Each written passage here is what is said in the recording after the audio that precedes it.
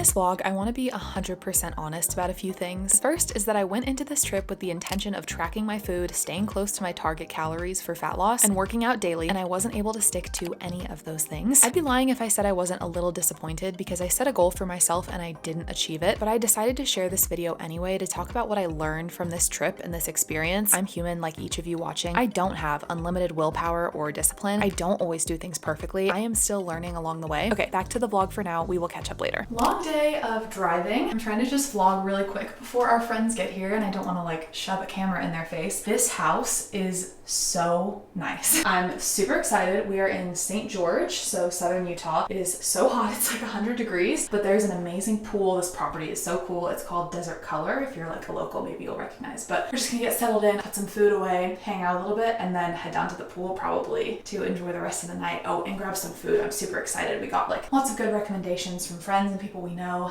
about different places to eat down here. So I will catch up with you later. Like that rock? Yeah, I love it.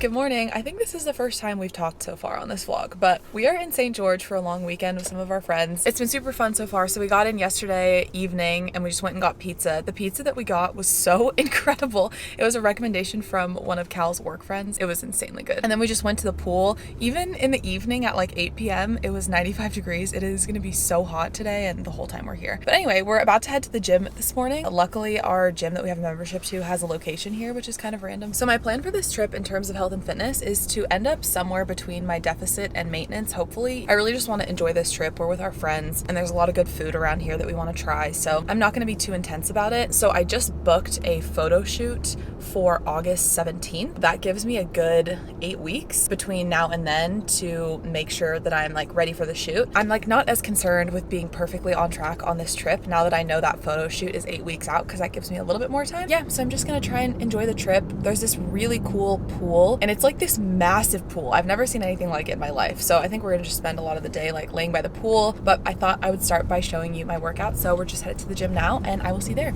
I got off to a great start with this workout, but pretty soon after this, things started to unravel and I went really far off track with my goals. So I've rebranded this trip as a diet break because I've learned during the last year and a half of my fat loss journey, sometimes we schedule our diet breaks and sometimes they schedule themselves. Being in a calorie deficit is mentally and physically fatiguing. Over time, it can increase our hunger hormone, ghrelin, and it can decrease levels of our satiety hormone, leptin. The more weight we lose, the more we start to kind of fight against our own body. Most of the time, I feel like I don't actively choose to go off track. It just sort of happens. If I get distracted and I let up on my discipline or mindfulness for even just a few minutes, in that time, I can finish an entire bag of chips or a full tub of ice cream without even realizing it. So if you're also experiencing diet fatigue, that is pretty normal and it doesn't necessarily mean you're doing things wrong. I've realized there are a lot of tools I use at home to stay full and satisfied that I don't always have access to when I'm traveling. And without those tools, it's really hard to stay in a deficit. For example, on vacation, I find it much harder to get protein and fiber in, which usually help me to feel full and satisfied eating less calories. So I find myself feeling starving when I'm traveling. The lack of protein and fiber combined with tons of delicious food and lots of eating out at restaurants, it's just really hard to stick to a deficit. Anyway, I had an iced latte after my workout, which isn't out of the ordinary, but we also picked up donuts to share with our friends.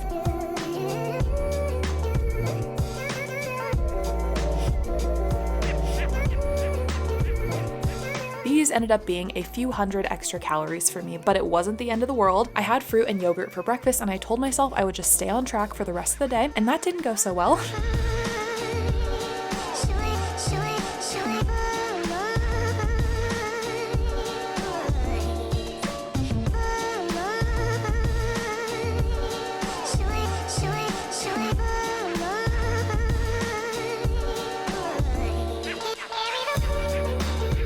Then we spent a few hours at the pool, which was super fun. The water felt so nice because it was incredibly hot. I had a protein shake, so that's good.